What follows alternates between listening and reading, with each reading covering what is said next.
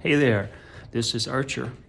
This is Archer Evelyn, and this is Eternal Life Church. And in this video, I'm going to talk to you about how to be a godly mother. So, how do you do that? Well, obviously, you can tell that, at least I hope you can, I am a father, not a mother. So, I do not intend to know everything in and out, and there's just simply parts of my experience that we'll never, ever truly be able to know without using my imagination what the feminine experience is. But I can certainly give you some value because I sit on the other side of the gender divide, and I think my perspective is valuable because I want you, whoever you are, young lady watching this video, to truly succeed as a mother and to be the best mother that you can be. And like I said to the fathers in How to Be a Good Father video, it's not easy, and just try to do your best. That's the first precept, just always to try to do your best. But again, use the Bible as your guide, as your director, and learn how to be the number one of the ship, to be the second in command. And this doesn't mean that you cannot ever get your way or that you should accept a husband who rules everything with an iron fist. No, definitely not. As a woman, you're going to be attracted to men who have dominant personalities, meaning that they're out there to protect and to provide, and yeah, those are important things. So we've got a problem today in the world where we've got this large media front that wants women to be like men. They have slogans such as "strong is the new pretty." Well, I do like women that are fit, and I believe fitness is important for men and women, but yeah, I don't want a muscle-bound woman. I just don't. And I think a lot of other men could say the same thing. So I think if you're a woman, focus on being fit, but in a way where you are able to maintain your feminine edge.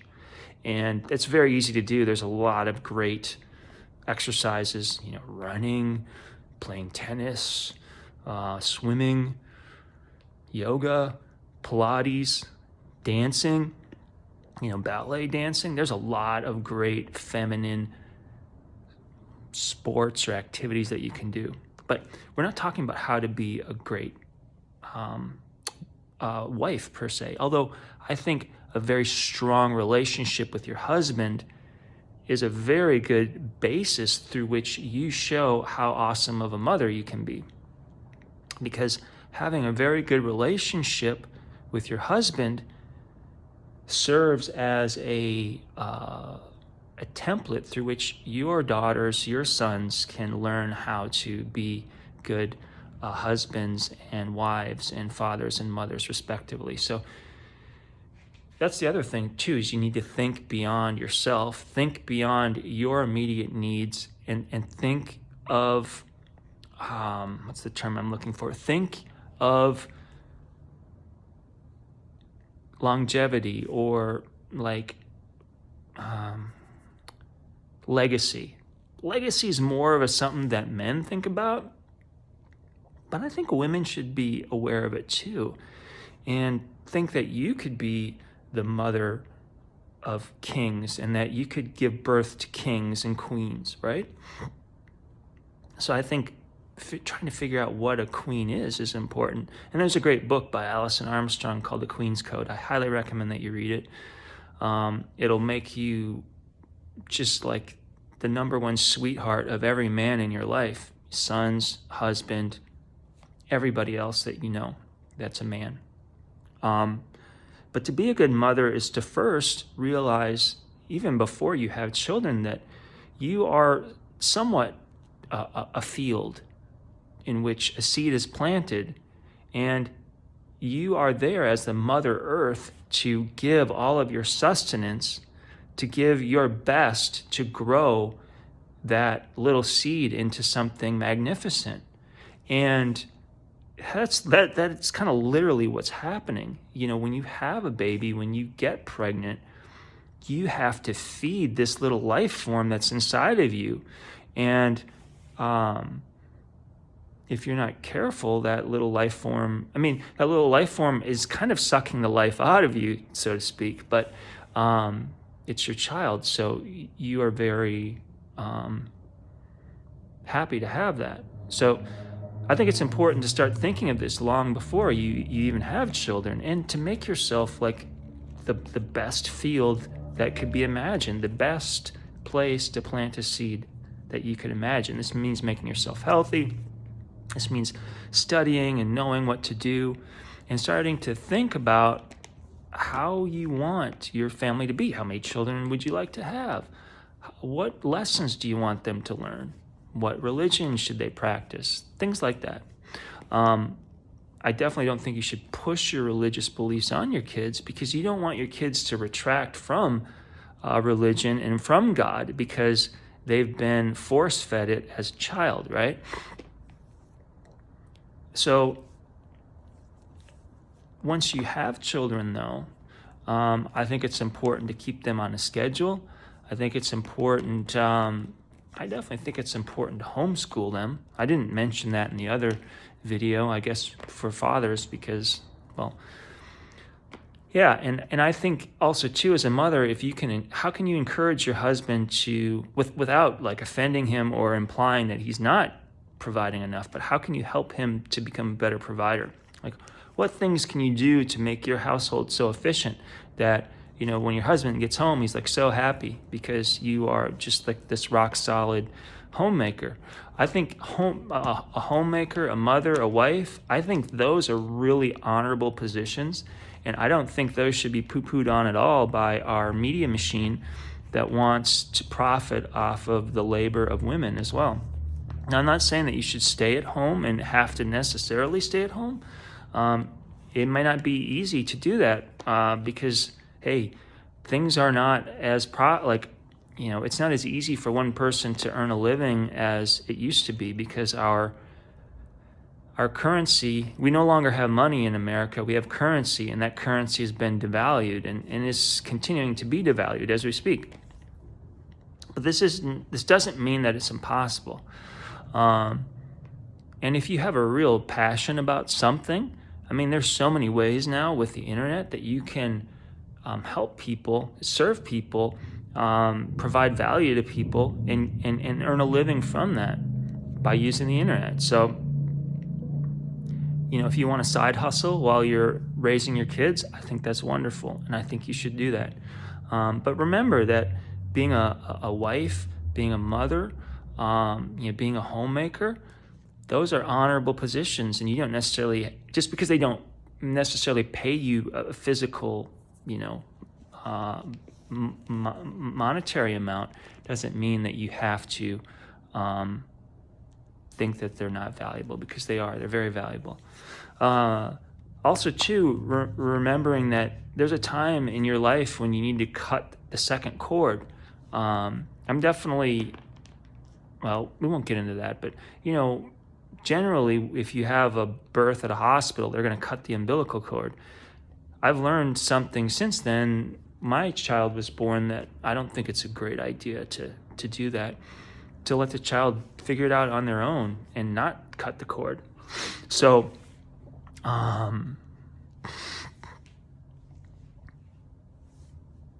think the book, The Continuum Concept, is a good book. I think you should check that out.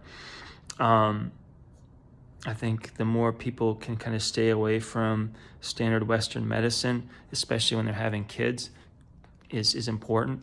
If you watch a lot of videos and things today and a lot of normal media, they're always portraying the birth as like something that's just a total chaos, and that you have to get to the hospital. You have to rush to the hospital to have your kid.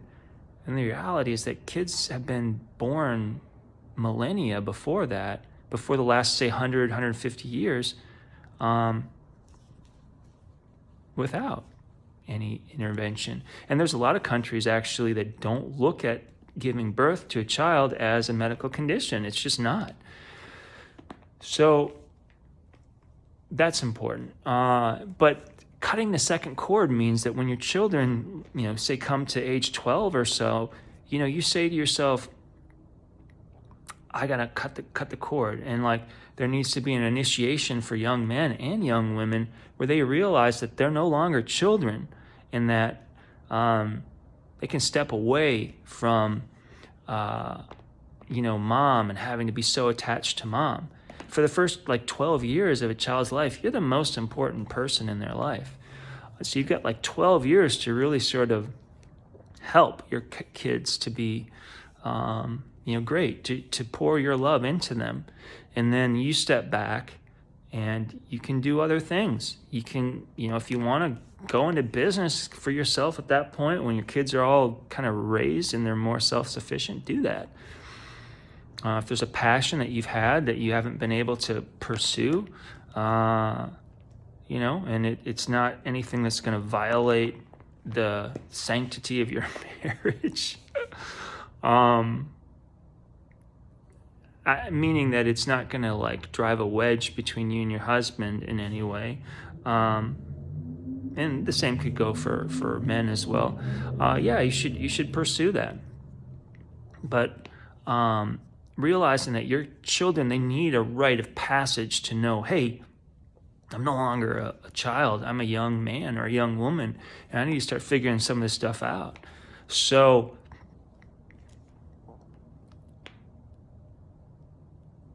you need to realize that, and realize that if you continue to mother your children, you're going to basically become like a wet blanket over their adult life.